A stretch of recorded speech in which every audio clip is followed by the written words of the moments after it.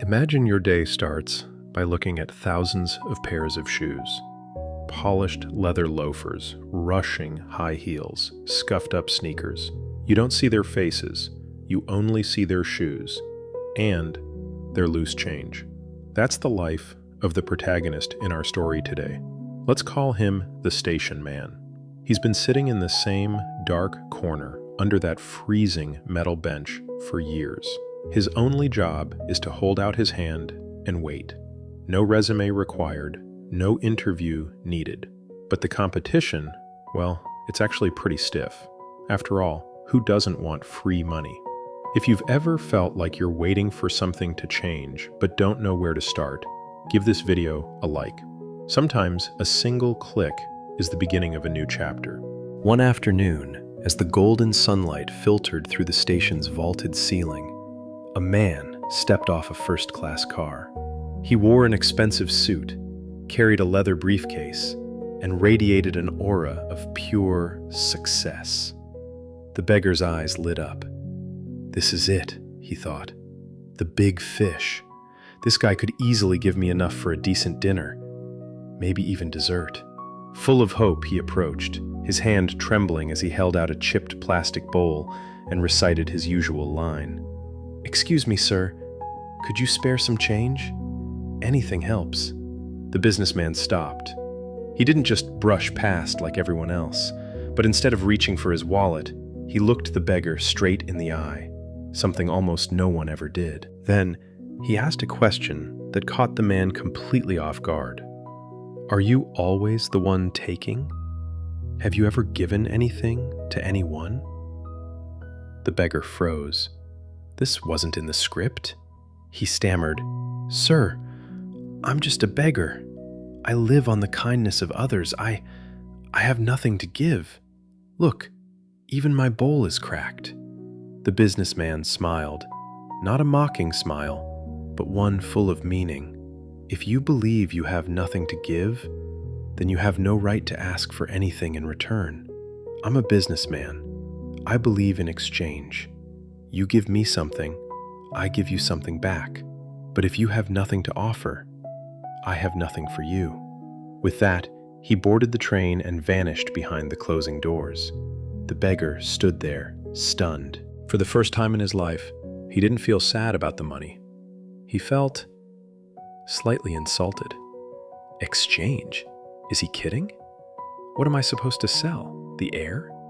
But that night, huddled under his bench, the businessman's words looped in his head like a broken record. If you want to receive, first you must give. If you're wondering what you have to give to the world, share your thoughts in the comments. You never know. Your idea might be exactly what someone else needs to hear. 2 days passed. He didn't ask for a single dime. He was too busy thinking. He began to observe the world through a different lens. On the third day, while sitting idly near the tracks, he spotted a patch of wildflowers growing from a crack in the concrete. Tiny purple and yellow petals, vibrant under the sun. They were strikingly beautiful in such a dusty, gritty place.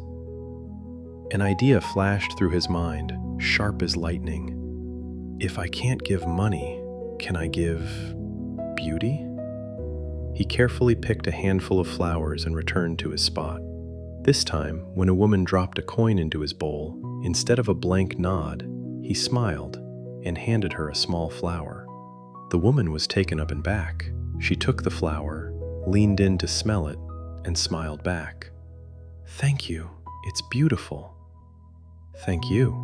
How long had it been since he heard those words? That feeling. It was warmer than any winter coat. Day after day, a miracle began to unfold. People started stopping. They didn't just toss a nickel and run. They stopped to take a flower, to smile, and even to chat. He noticed an interesting pattern. When he had flowers to give, the bowl filled up. When he ran out of flowers, the money dried up. As it turns out, people don't just like charity. They like receiving a gift in return. He wasn't a beggar anymore. He was conducting his first ever business transactions. A few weeks later, amidst the bustling crowd, he saw a familiar face. The businessman was sitting by a train window, waiting for departure. Heart pounding, the man, now looking a bit cleaner, ran to the window. "Sir," he called out, "I have something for you today. If you give me some money, I'll give you these flowers." The businessman looked up and recognized his old acquaintance. He smiled, pulled out a large bill, and took the bouquet of wildflowers. "You finally understand the value of exchange," he said. "Congratulations. Today, you are no longer a beggar. You are a merchant." The whistle blew and the train pulled away, but this time it didn't leave behind a hopeless beggar. It left a man standing tall, his fist clenched with a new sense of belief. "I am a merchant," he whispered, and that thought felt more powerful than hunger. The next day, he decided to go big. Instead of just picking wildflowers, he used his savings to buy a basket of roses from a wholesale market. He started selling flowers for real. No more bowl for change. Now it was, "Fresh flowers.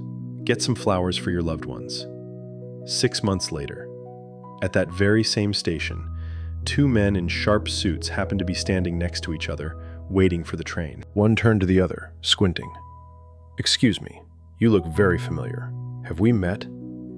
The other man, our protagonist, now in a tailored suit, laughed heartily. "We have, twice, right here. The first time, you refused to give me money.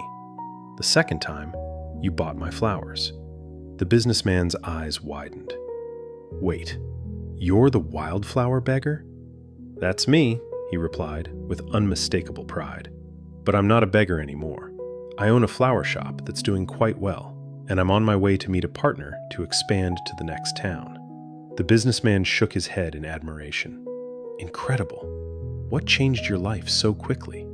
The flower merchant took the businessman's hand and shook it firmly. "It was you. You taught me a great truth. We only receive when we give." That day, I realized I was never poor because I lacked money. I was poor because I thought I had nothing to offer the world. I was a businessman from the moment I picked that first wildflower. I just needed to change the way I saw myself. The 2 men shook hands, not as a benefactor and a beggar, but as equals. This is a small story about a massive change. If it resonated with you, don't hesitate to share it with someone you care about. Spreading positivity is a wonderful way to give back. The man in this story didn't need a lottery win, a fancy degree, or powerful connections to change his fate. He was still at the same station, seeing the same people. The circumstances didn't change. His mindset did. He went from believing he had nothing to believing he had value to exchange. From a victim waiting for a handout to a creator of value. The wildflowers in the cracks were always there, but they only became an opportunity once he changed his perspective. Life always has wildflowers growing in the cracks, waiting for us to recognize their value and our own. Thanks for listening. I'll see you in the next story.